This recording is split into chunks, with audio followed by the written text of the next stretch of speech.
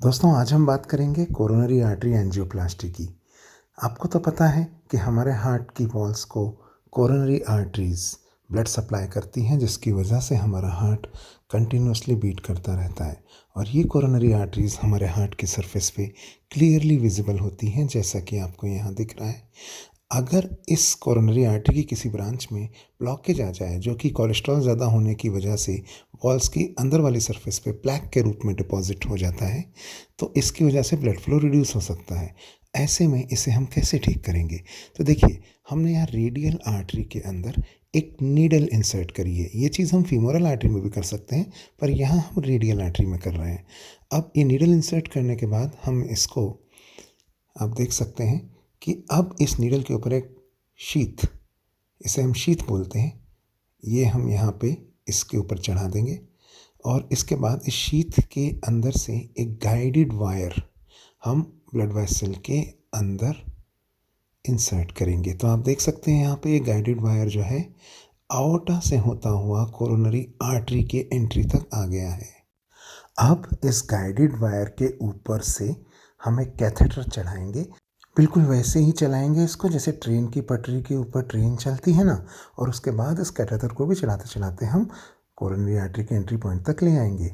Fluoroscope ये एक instrument है जिससे हम एक्सरे इमेजेस लेते हैं हार्ट की, कि ये प्रोसीजर सही से हो रहा है या नहीं हो रहा है अंदर।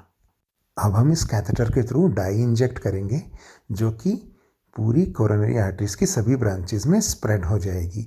और जहाँ कहीं पे ब्लॉकेज होगा तो हम एक्सरे इमेज में वो ब्लॉकेज क्लियरली देख सकते हैं, क्योंकि वहाँ पे डाई नहीं पहुँची होगी। अब उस ब्लॉकेज को ठीक करने के तरीके पे आते हैं। फिर से गाइडेड वायर अंदर लेके जाएंगे ब्लॉकेज वाले पॉइंट तक, और उसके ऊपर जैसे ट्रेन चलती है ऐसे पटरी की तरह इसको चलाते चलाते कैथेटर को हम यहाँ तक लेके आ जाएंगे। और अब कैथेटर के ऊपर एक बैलून चिपका हुआ है। इस बैलून को अब हम इन्फ्लेट करेंगे। जब हम इस बैलून को इन्फ्लेट करेंगे, this is known as balloon angioplasty, तो आप देख सकते हैं कि आर्टरी थोड़ी वाइड हो जाएगी और जो प्लैक है कोलेस्ट्रॉल का वो दब जाएगा। अब हम इस कैथेटर को विड्रॉ कर लेंगे। आपने देखा होगा कभी कभी हम एक स्टेंट नाम की चीज़ भी यूज़ करते हैं। ये स्टेंट आखिर क्या होता है? ये जो स्टेंट होता है ना, एक पतली सी नॉन रिएक्टिव मेटल की बनी हुई एक जाली है, जिसको हमने बैलून के ऊपर चढ़ा रखा होता है। तो बैलून और उसके ऊपर चढ़ा हुआ स्टेंट हम इस गाइडेड वायर के ऊपर कैथेटर को चला कर लेके आते हैं और यहाँ तक पहुँचा देते हैं। अब हम फिर से इस बैलून को इन्फ्लेट करेंगे, तो इस बार क्या होगा कि स्टेंट जो है वो भी अपने शेप में आ जाएगा।